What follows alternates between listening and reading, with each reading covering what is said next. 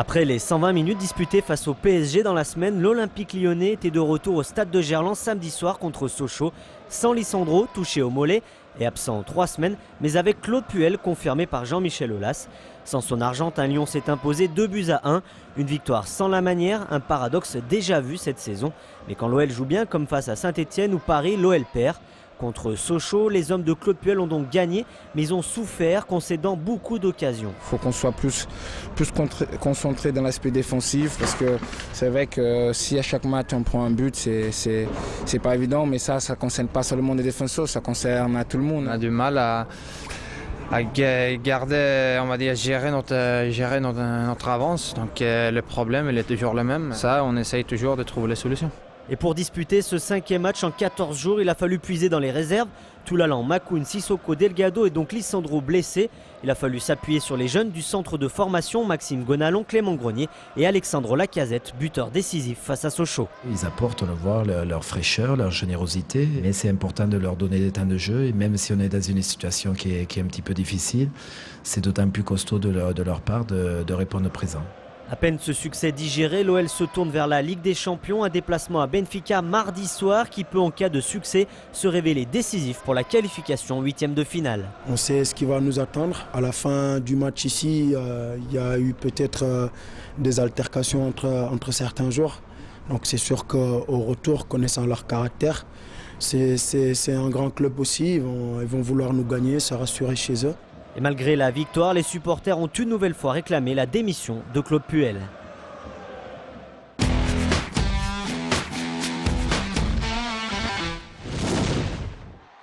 Le feu passe au vert pour l'Asvel, première victoire de la saison pour les Villeurbanais face à Nancy vendredi sur un score de 80-73. Les Verts face à un Sluc Nancy leader de Pro A mais diminué par l'absence de son meilleur marqueur, Ralph Mims. Cette victoire met fin à la série noire du début de saison après 3 défaites consécutives. La première victoire de la saison et elle a mis du temps à se dessiner, c'était un peu au forceps sur cette deuxième mi-temps, mais pour autant c'était notre meilleur premier quart-temps de la saison où on a vu dès le début du match de l'enthousiasme, de la volonté, enfin une énergie que l'on n'avait encore pas vue cette saison sur les parquets de l'Astroballe. C'était vraiment un grand plaisir de voir évoluer cette équipe. Entièrement remaniée à l'intersaison, l'équipe a eu du mal à rentrer dans ce championnat. Face aux Cougars, Michael Djellabal et Devon Jefferson ont fait leur meilleur match de la saison, mais la solution semble être venue de la toute dernière recrue. Matt Walsh est peut-être la pièce de puzzle qui manquait à l'Asvel. L'Américain a libéré le jeu des Verts.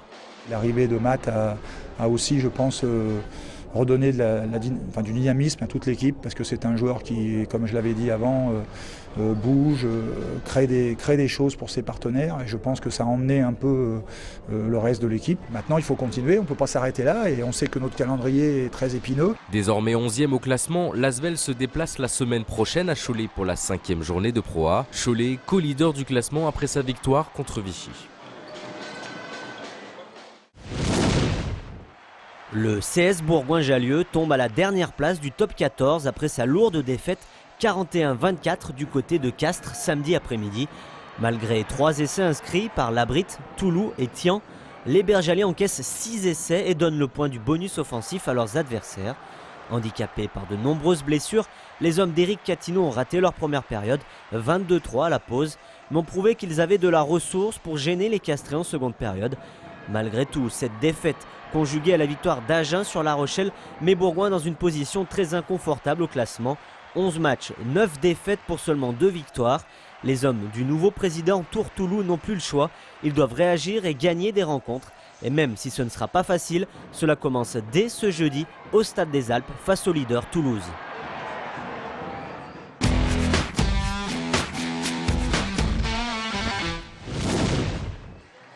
Le Loup remporte son match face à Colomiers samedi, 25-18. Après leur succès au stade Villermé la semaine passée contre Auch, les Lyonnais s'imposent à nouveau en marquant 3 essais, et ce malgré des conditions météo difficiles.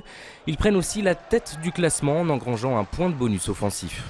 Le principal était de gagner d'abord, bien sûr. Après on prend un point de plus, donc je crois que c'est important. Toujours quelques ballons tombés, c'est dommage parce que on a des bonnes intentions, donc il faudra retenir ça sur ce match, peut-être ces bonnes intentions, mais toujours avec un manque un peu de réussite. Un jeu offensif marqué par beaucoup d'indiscipline, une agressivité et des imprécisions déjà retrouvées contre Auch et qui pourraient pénaliser l'équipe. Et ça nous pénalise depuis déjà quelques matchs. Et c'est vrai qu'on essaie de rectifier, mais je pense que d'ici Narbonne, on va rectifier ça. Je pense que les coachs ils vont nous taper sur les doigts. Ça a été un match sérieux, un match d'hommes, entre deux équipes qui se sont sévèrement expliquées dans le combat. Sous la pluie, c'est ce qui permet de faire la différence. Et on a été très présent dans ce domaine aujourd'hui. Les Lyonnais en tête de la Pro D2 grâce au succès bonifié de ce match, et ce malgré la victoire d'Albi, pourtant vainqueur face à Oyonnax. Un week-end qui relance complètement le championnat. Prochain match pour le Loup le 6 novembre sur la pelouse de Narbonne. Bien joué, bravo. Merci. Merci. Le président de l'UGA Dessine et accessoirement champion du monde 1998, Youri Djorkaeff, venu féliciter l'AS Valence, tombeur de son club au 6e tour de la Coupe de France. Les Dromois en rouge, qui évoluent 2 niveaux plus haut que leurs adversaires en CFA 2, sont venus s'imposer 3-1, avec notamment un doublé de leur avant-centre Oumar Tchomogo. Dans des conditions météo difficiles, Dessine s'est battu mais a manqué de réalisme. Les Dessinois s'inclinent contre un club ami aux mêmes origines arméniennes. C'était très sympa, mais même l'entourage, l'environnement, le fait qu'il y a Jean Djorkaeff et Youri Djorkaeff, ça a amené encore une émulation supplémentaire. En plus de Youri, son père, Jean Djorkaeff, était également présent pour la rencontre. Le président de la commission fédérale de la Coupe de France est toujours passionné par une épreuve mélangeant avec succès club pro et club amateur. Nous avons cette année 7449 engagés. Il faut reconnaître que chaque année, il y a de plus en plus de clubs. C'est très bien, ça démontre que la Coupe de France, c'est toujours une compétition tout à fait différente des autres. Parmi les 9 clubs du Rhône encore en lice, voici quelques résultats où la hiérarchie a été respectée. Le FC Vaud, l'AS Minguette et l'AS Lyon-Duchère s'imposent contre un adversaire de niveau inférieur. Ils se qualifient pour le 7e tour de la Coupe de France qui aura lieu les 20 et 21 novembre, avec notamment l'entrée en lice des clubs de Ligue 2.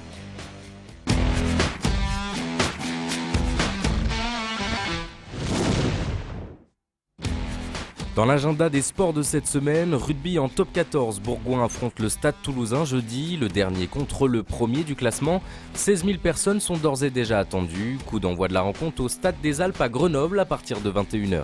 Rugby encore dans le championnat Élite 2, cette fois le LVR 13 reçoit les Loups de Villefranche de Rouergue. Le match se joue samedi au Stade Georges Livet à partir de 16 h 30. Enfin, on termine sur la glace avec les Masters internationaux de patinage synchronisé. La compétition se déroule sur 2 jours, samedi et dimanche à la patinoire Charlemagne. Et c'est la fin de ce Club des Sports. Vous avez maintenant la parole pour le temps additionnel du Club des Sports.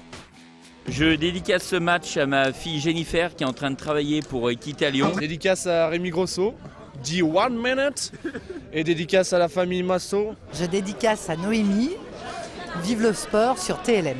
C'est pour dédicacer quelque chose pour nos joueurs de la part de tous les supporters des Lugdunum. Je passe une dédicace à tous mes potes qui sont en tournoi à Annecy. Je fais une dédicace à Romain Loursac et le sport, c'est sur TLM.